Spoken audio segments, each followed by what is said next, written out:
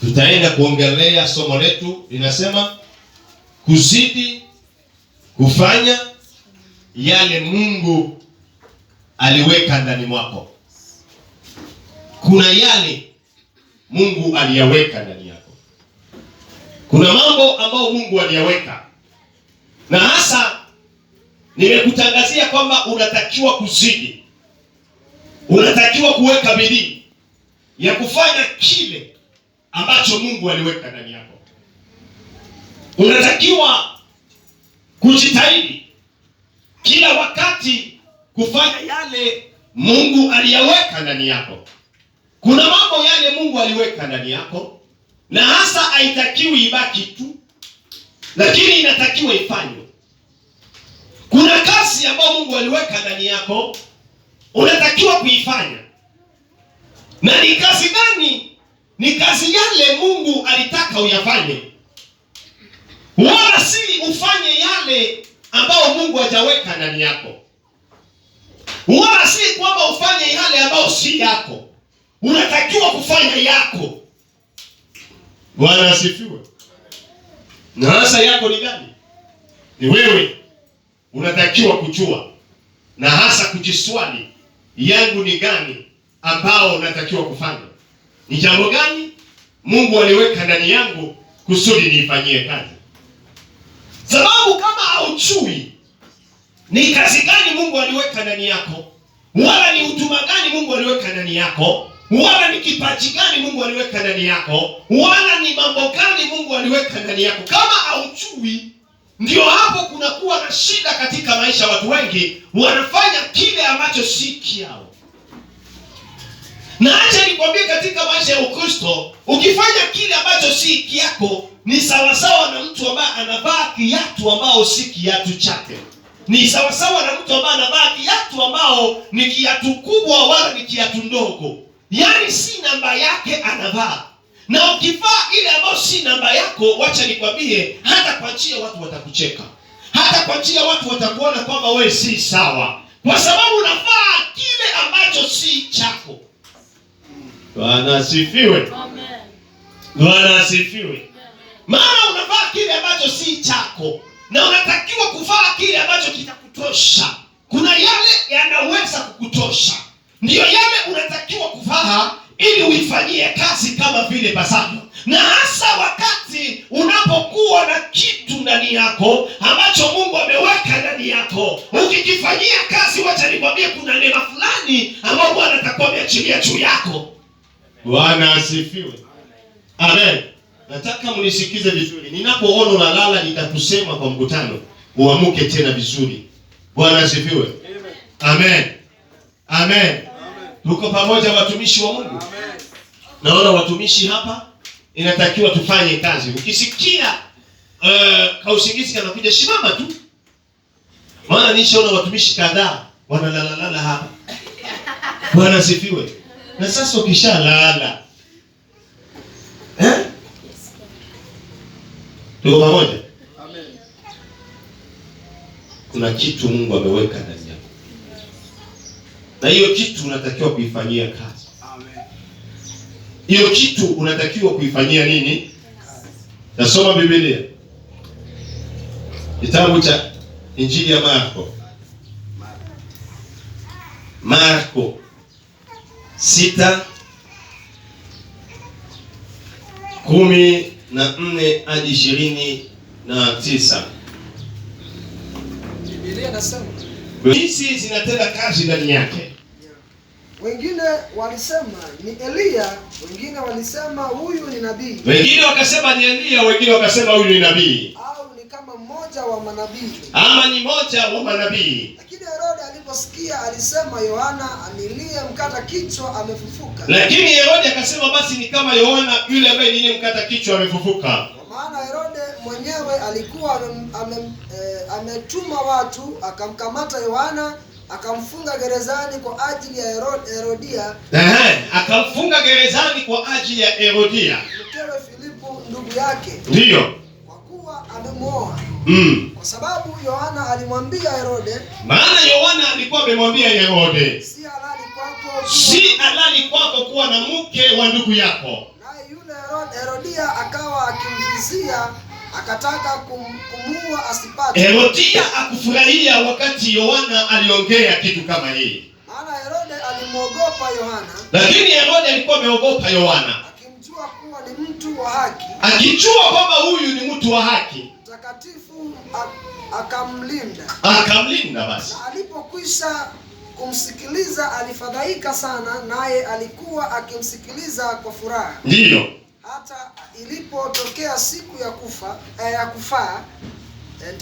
hata ilipotokea siku ya kufaa, na Herode sikukuu ya kuzaliwa kwake, ndiyo, alipowafanyia karamu wakubwa wake na majemedari na watu wenye cheo wa Galilaya, ndipo binti yake yule Herodia alipoingia akacheza. Akampendeza Herode na wale walioketi pamoja naye karamuni. Mfalme akamwambia yule kijana, niombe lolote utakalo nitakupa. Akamuuliza huyu binti, uniombe kile unachotaka nitakupea. Na huyu msichana akachukua kile kichwa cha Yohana akampea mamaye. Nataka unielewe hapa vizuri. Hizi ni habari za mtumishi wa Mungu Yohana Mbatizaji. Huyu Yohana Mbatizaji ni mtu ambaye Mungu alimuita. Ni mtu ambaye alichaguliwa na Mungu. Ni mtu ambaye Bwana alikuwa amenena maneno kadhaa juu yake. Kuna vitu Mungu alikuwa amenena. Bwana asifiwe.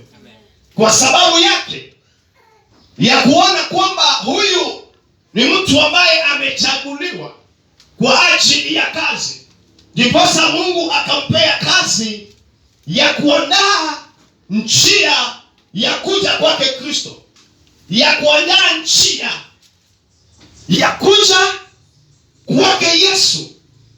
Kwa sababu Yohana Mbatizaji Mungu alimweka pale kama nabii kwa ajili ya kuhubiria injili ya toba.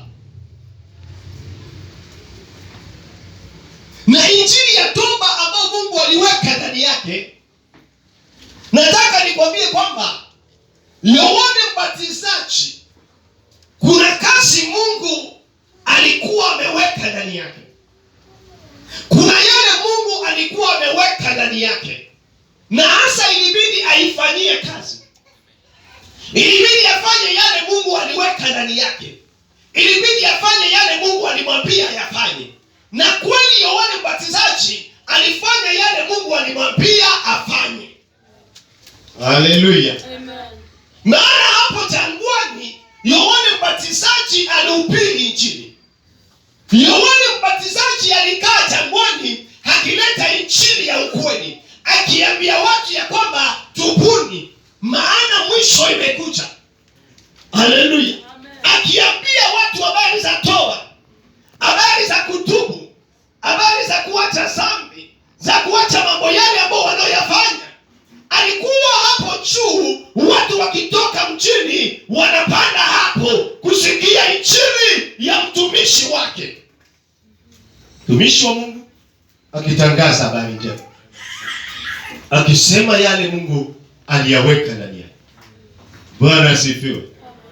Pamoja na changamoto za kimaisha, alisema yale Mungu aliyaweka ndani yake.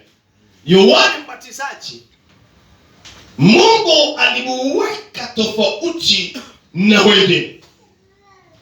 Yohana Mbatizaji hakukula chakula zile ambazo wanadamu walikula. Hapana. Nani anaweza kuniambia chakula ya Yohana Mbatizaji? Chakula yake ilikuwa chakula gani? Haleluya. Hakukula chakula za kawaida. Ndiposa Yesu akawaambia watu, akaambia Wayahudi, akaambia Mafarisayo ya kwamba Yohana alipokuja akukula, mkaongea maneno zenu, lakini wakati mimi nilikuja nikakula na nikakunywa pamoja na ninyi, bado mkaongea, bado mimi ni mlafi. Yohana mlipokataa kula zile chakula zenu, mkaongea maneno. Bado mimi nakuja kula, bado mnaongea maneno. Yaani wanadamu, nataka nikwambie, ukifanya kile wanadamu wanataka, utakuwa na shida na. Jua hakuna yule atakwambia hii ndiye anataka. Vitu zile wanadamu wanataka, ukizifanya, kesho watakwambia vitu zingine. Unatakiwa kufanya hivi, kufanya hivi, kufanya hivi. Sawa, nafanya zile watu wanasema. Lakini kesho wengine watakuja wanaambia hii ni mbaya, fanya hivi, fanya hivi. Lakini nikifanya yale Mungu amesema, acha nikwambie, utakuwa sawa na Mungu. Yohana Mbatizaji alifanya yale Mungu alisema. Yesu alifanya yale inatakiwa. Ingawaje waliongea ya kwamba yeye ni mlafi, wakaongea kwamba yeye hafai, lakini akasema pamoja na yote ninafanya yale Baba yangu aliyonipea. Bwana Yesu asifiwe. Amen. Yohana Mbatizaji akahubiri, na alipokuwa akihubiri injili kutokana na yale Mungu aliweka ndani yake, Mungu alionekana juu yake. Mungu alijitokeza juu yake. Kwa sababu gani? Kwa sababu alifanya kile Mungu aliweka ndani yake. Ndugu yangu, nataka nikwambie, katika maisha yako ya Ukristo, utakapofanya kile Mungu ameweka ndani yako, utaona baraka. Utakapotembea kutokana na maongozi ya Mungu, kuna kile Mungu atafanya juu ya maisha yako, kwa sababu unatembea kulingana na mapenzi yake, kwa sababu unafanya kile yeye anataka. Hakuna kitu mzuri kama kumpendeza Mungu, kufanya kile Mungu anachofurahishwa nacho, si kile wanadamu wanachofurahishwa nacho. Haleluya. Amen. Si kile wanadamu wanachofurahishwa nacho, lakini kile Mungu anachofurahishwa nacho. Amen. Na ukifanya kuna matokeo. Amen. Bwana asifiwe. Ndio maana nimekwambia ya kwamba kuna kazi, kuna vitu unatakiwa kufanya. Mbona hausifanye? Kuna mambo yale Mungu aliweka ndani yako, mbona haufanyie kazi? Kuna vitu Mungu aliweka ili ufanye, mbona haufanye? Mbona unabaki tu vile? Mbona unatulia tu kama mtu haujui kitu? Na Mungu aliweka kitu ndani yako. Hakuna mtu aliyeokoka na Mungu akamwacha empty. No. Hapana. Kila mtu aliyeokoka kuna kitu Mungu aliweka ndani yake kifanye kazi. Bwana asifiwe. Bwana Yesu asifiwe. Kifanye kazi. Lakini kama akifanye kazi, kuna nini? Bado nini itaendelea? Wakati haufanye kile kinatakiwa, bado nini itaendelea? Kuna vile unataka malipo, kuna vile unataka usaidizi, lakini haufanye kazi. Utapata usaidizi namna gani? Utapata malipo namna gani? Utachipiwa namna gani? Utatendewa namna gani? Na ufanye kazi. Bwana asifiwe. Amen. Kwa kazi ya Mungu, nimekwambia tena, watu wanaacha yao, watu wanaacha kazi ile ambayo Mungu aliwapea, wanaenda kufanya mengine. Na ukienda fanya mengine, ukifanya kile ambacho si pati yako, acha nikwambie, hakuna matokeo. Biblia inasema hivi, Yohana Mbatizaji akahubiria watu injili Mungu aliweka ndani yake. Mwisho wa siku, Yohana Mbatizaji akatoka jangwani. Bwana asifiwe. Akatoka jangwani, akashuka, akaingia mjini. Alipoingia mjini, akaanza kuongea na kuhubiria tena watu zaidi ya yale. Hapo mjini Yohana Mbatizaji akaanza kuongea habari za mfalme. Akaanza kuongea habari za Herode. Anaambia watu akihubiria, na akiambia Herode, wewe uko ndani ya makosa. Vitu zile unafanya si vitu safi.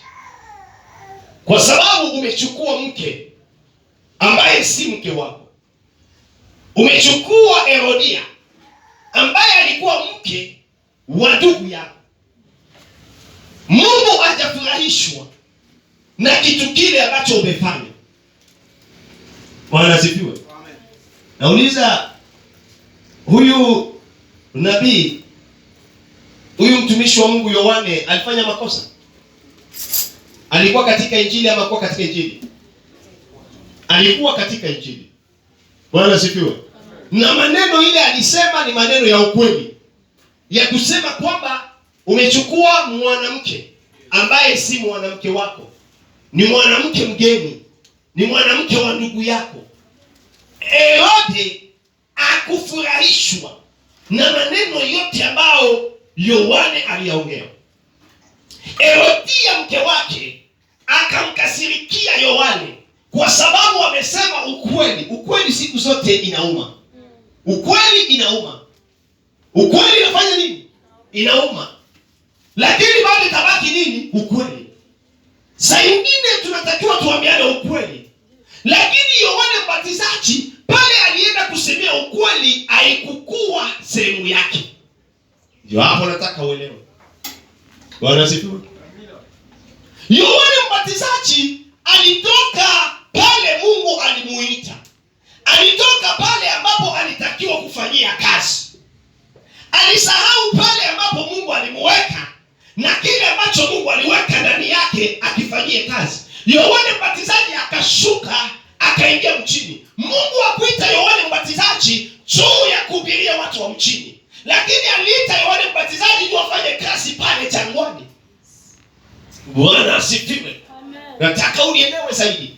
Pale jangwani ndio ilikuwa nafasi yake ya kufanyia kazi, na watu walimfuata pale na akafanya yote yale Mungu alimwambia pale, lakini akatoka akaenda. Kuna vile Mungu anaweza kuita ili upate kuambia watu ili ambao inatakiwa kwa wakati wake, na saa ile Mungu alikwambia ufanye. Na wacha nikwambie, wakati kutainuka kitu mbaya, Mungu atakuprotect. Amen. Lakini ukitoka kinyume na kuenda kufanya kile unataka, wacha nikwambie, Mungu hatakuprotect. Nataka unielewe zaidi. Haleluya. Ukienda kinyume na kile Mungu aliweka ndani yako, na kile Mungu alisema ufanye, ukienda kinyume, Mungu hatakuprotect. Sababu kitu aliweka ndani yako na kile ambacho alisema ufanye, haujafanya kile ambacho alitaka ufanye. Na ukiwa katika mapenzi ya Mungu, acha nikwambie, protection ya Mungu itakuwa juu yako. Ukiwa katika mapenzi ya Mungu, ukiwa katika kile Mungu aliweka ndani yako, kile ambacho anasema ufanyie kazi, kuna vile Mungu atakuchunga, kuna vile Mungu atakuzuia na mabaya, kuna vile Mungu atakuepusha na vitu vyote mbaya ambavyo vitakuja. Sababu gani? Uko ndani ya protection. Sababu gani? Umefanya kile Mungu amefanya. Kazi yako ni gani? Ni mangapi unafanya? Basi ni mangapi hujafanya? Siku hizi katika dunia watu wanafanya kile ambacho si chao, sababu hao walifanya hivi na wao wanafanya vile. Hapana. Hatuko pale juu ya kufanya juu wengine wanafanya. Hatuko pale juu ya kuenda juu wengine wanaenda. Ndio hapo kunakuwa na changamoto. Sio sababu wengine wanafanya kile na wao ufanye kile. Maana ndio pale kulitokea shida kwa huyu mtumishi wa Mungu ambaye anaitwa Yohane Mbatizaji. Alifika kiwango ametumikishwa na Mungu, lakini ikafika mwisho wa siku anaenda pale kuongelea vitu zile Mungu atampea. Anaenda pale ambapo hatakiwi kwenda. Si kila sehemu unatakiwa kwenda. Si kila jambo unatakiwa kufanya. Kama mtu wa Mungu, kama mtumishi wa Mungu, kama mjakazi wa Mungu, si kila unatakiwa kufanya. Kuna yale Mungu ameweka ndani yako uifanyie kazi. Ndipo unatakiwa kujua kazi yako ni gani. Amen. Haleluya. Amen. Haleluya. Amen. Haleluya. Kama yako ni kuimba, imba full stop. Kuna mtu hapa? Kama ni kuimba, nasema imba full stop. Achana na mengine. Usiingilie mambo mengine. Ingine si yako. Ndio Ndio hapo kunakuwa na changamoto. Waimbaji wa siku hizi inafika pahali ambapo hata waimbaji wanaacha, wamekuwa wachungaji. Waimbaji wengi sasa hivi wamekuwa wachungaji. Nafikiri ndio unaelekea kuwa mchungaji. Waimbaji wa siku hizi wanakuwa ni wachungaji, wanachana na uimbaji. Amusha yule ambaye analala, John. Bwana asifiwe. Amen. Waambie mtu akilala ni mchawi huyu. Sababu ulikuwa kwa manyumba zenu kisha ulale tena hapa. Bwana asifiwe. Tuko pamoja? Na kama wewe si mchawi ni kusema unalogwa. Bwana asifiwe. Ukisikia usingizi shimama, utembee kidogo. Amen. Na pale nyuma kuna maji baridi unakunywa. Bwana Yesu asifiwe. Yaani unapata kuona kwamba watu wanasahau kazi yao. Wanajipea kazi si yao. Wewe kazi yako ni gani kwa Mungu? Tuko pamoja? Kuna wengine hata wajui kazi yao ni gani kwa Mungu. Na bado hiyo inakuwa ni changamoto mojawapo. Na wengine wanajua lakini wanaiacha, wanafanya ile si yao. Sababu aliona mapasta ni kama vile kuna vile wameendelea na sema hasta pate na mwimbaji, napata cheo na kuwa pasta. Pasta si cheo. Bwana asifiwe.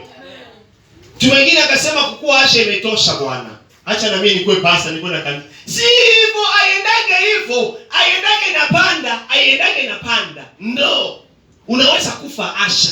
Filipo alikufa asha. Filipo wa Biblia alikufa nani? Asha. Bwana asifiwe. Wengine walikufa waimbaji, tena waimbaji wakubwa. Si sababu wewe ni mwimbaji mkubwa unajulikana sana ndio ukuwe mchungaji. Ukiwa mchungaji na Mungu hajaweka kitu ya uchungaji ndani yako, unasahau kazi yako. Na ndani ya uchungaji utakufa sababu hakuna protection. Amen. Kuna mtu amenielewa hapa? Fanya ile ambayo Mungu ameweka ndani yako. Ile ambayo Mungu amekupea, njoo ufanyie kazi. Kama ni uimbaji, imba sana. Imba kama hautaimba tena. Kama ni uombaji, omba kama hautaomba tena. Haleluya.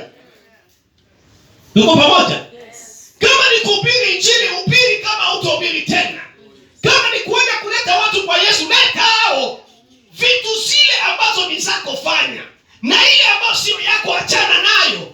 Na ukiona mchungaji ama mtu anataka kukuingiza kwa ile si yako, mwambie hii si yangu.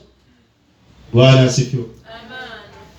Lakini ile yako kifanyia bidii, Mungu ataonekana kwa maisha yako. Wengine walikufa kazi yao tu ni kuosha kanisa, na Mungu akainua maisha yao, na Mungu akainua maisha yao. Hawakutamani tena kazi nyingine. Bwana Yesu asifiwe. Sijui kama tuko pamoja. Maana ile akifanya kwa bidii ataona Mungu. Ile akifanya kwa bidii ataona baraka. Yaani kazi yako ukifanyia tu bidii, Mungu atainua kazi yako. Mungu atainua maisha yako kupitia tu kazi ile unafanya kwa bidii. Unaweza kaa tu na watoto tu. Unakaa tu na watoto kuwafundisha tu neno la Mungu. Acha nikwambie, pamoja na hiyo Mungu anaweza kuinua maisha yako. Bwana asifiwe. Wengine tunajua walisaidia watoto, kuwafunza watoto, lakini mwisho ya siku kukakuja misaada za watoto na yeye tu akakula. Amen. Amen. Ile unasahau kuna vile Mungu anaweza kuinua.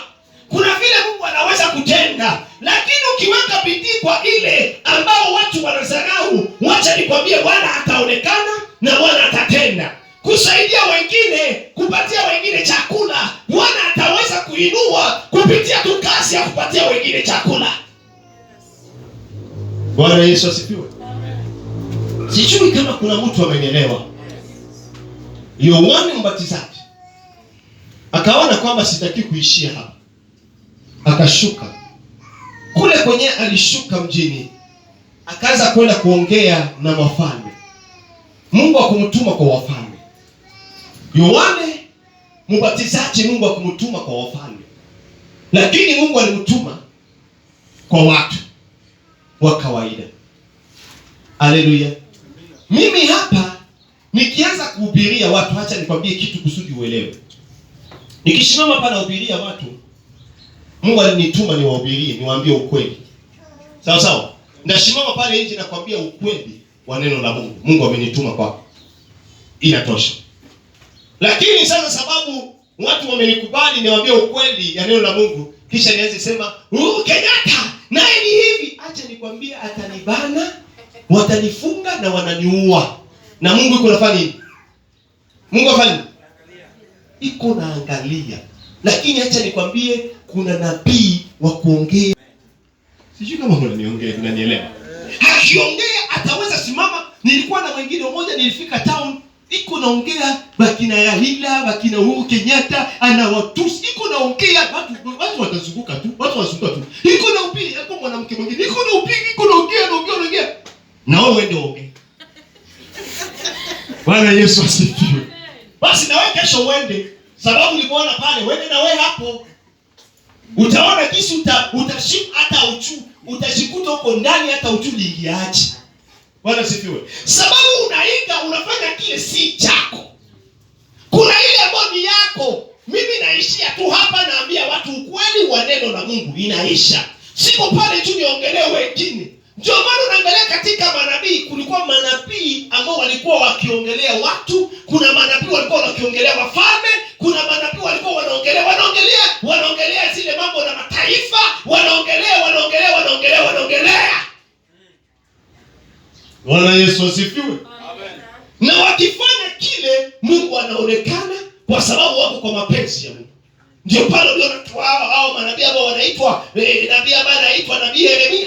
Nabii Yeremia Mungu alimtuma juu ya wafalme, alimtuma juu ya kuongea ule ukweli wa neno la Mungu. Alikuwa nabii Mungu ambaye Mungu alimchagua akamweka katika Israeli. Akasema Mungu anamwambia ambia watu wa Israeli waambie ukweli. Bwana asifiwe.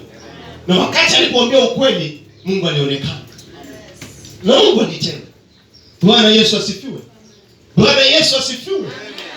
Lakini basi atoke pale aende aongee kitu kingine. Acha nikwambie ni shida nyingine inaweza kumpata. Huyu mtu ambaye anaitwa Yohana akaenda kwa wafalme. Na Mungu akumtuma kwa wafalme. Mungu akumtuma aongelee wafalme. Huyu mfalme alimuogopa, Herode alimuogopa ndio. Sababu alikuwa anaona kitu ambacho kinafanywa kutokana na yeye. Lakini pamoja na yote, huyu nabii hakukuwa na protection tena. Kwa sababu alikuwa ametoka pale ambapo inahitajika. Alikuwa ameingia ile sehemu na kuongelea vitu ambazo si zake tena. Sababu aliongea hivyo, mwisho wa siku Biblia inasema ya kwamba mfalme akaamurisha watu wakamshike nabii.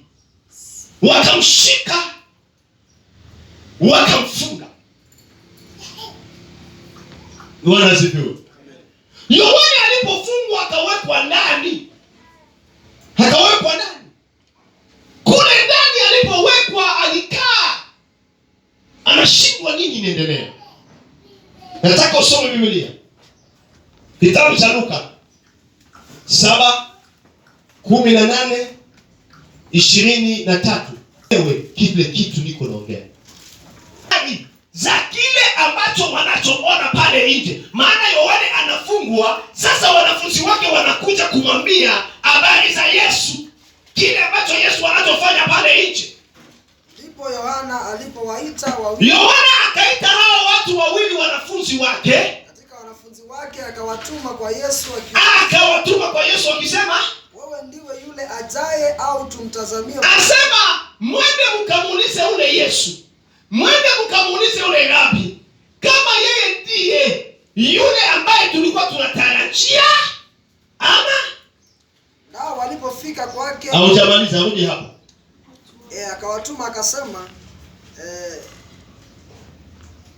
na alipowaita wakaulize, wewe ndiwe yule ajaye au wewe ndiye yule ajaye ama tutazamie yule atakaye kuja, ama tutazamie mwingine? Ni wewe ama wewe si yeye? Nao walipofika kwake walisema, Yohana Mbatizaji ametutuma kwako. Akisema wewe ndiwe yule ajaye au tumtazamie mwingine? Tumtazamie mwingine. Na saa ile ile aliwaponya wengi magonjwa. Yesu akaponya wengi magonjwa. Na misiba na pepo wabaya na vipofu wengi aliwakirimia. Ndipo alipojibu akawaambia. Akajibu akawaambia. Nendeni mkamwambie. Hayo mlioyaona na kuyasikia, vipofu wanapata ku. Nataka uelewe kitu hapa. Yohane Mbatizaji anafungwa. Pale ambapo anafungwa, akikaa ndani, wanafunzi wanakuja kumwambia. Kule nje Yesu anafanya miujiza. Kule nje Yesu anafanya vitu za ajabu ajabu. Yesu anafanya vitu za ajabu ajabu kule nje. Yohane Mbatizaji akaangalia, akasema, huyu Yesu ambaye anafanya vitu za ajabu kule nje, kwani ajue kama mimi nimefungwa? Sababu tangu Yohane Mbatizaji alifungwa, Yesu hakwenda kumtazama, wala Yesu hakujali na Yohane Mbatizaji. Injili ilifanya nini? Iliendelea. Yohane amefungwa, injili inafanya nini? Inaendelea. Yohane Mbatizaji akasema, hapana, huyu ndiye Yesu, ule ambaye nilikuwa nasema, ule ambaye tulikuwa tunatarajia. Akaambia wanafunzi, nenda mkamuulize ni yeye ama si yeye, tutarajia mwingine. Bwana asifiwe. Amen. Nataka nikuulize, huyo Yohane Mbatizaji alikuwa anajua Yesu ama hakuwa anajua Yesu? Nataka kwa mkutano, alikuwa anajua Yesu ama hakuwa anajua Yesu? Alikuwa anamjua. Sasa nini ikatokea? Bwana asifiwe. Nini basi ikatokea? Njoo Yohane mwenye ako anabatiza watu, kisha anaambia watu, huyu anayekuja sistahili hata kuvua viatu vyake. Mimi nawabatiza kwa maji, lakini huyu anakuja atawabatiza. Alikuwa anamjua ama hakuwa anamjua? Bwana alikuwa amemfunulia yote, na Bwana akamwambia yote zaidi, na akamwambia yule utakapombatiza njiwa itashuka juu yake, na yule utakapoona njiwa itashuka juu yake ndiye. Amen. Ndiye. Mungu alikuwa ameongea na Yohane, na Yohane vitu zote alifanya, aliona uhakikisho ya yote Mungu alimwambia. Haleluya. Alipobatiza Kristo, aliona njiwa inashuka, mbingu ikafunguka, ikanena, huyu ni mwana wangu mpendwa. Yohane Mbatizaji anaona, anasikia. Lakini sababu alijichanganya, sababu alitoa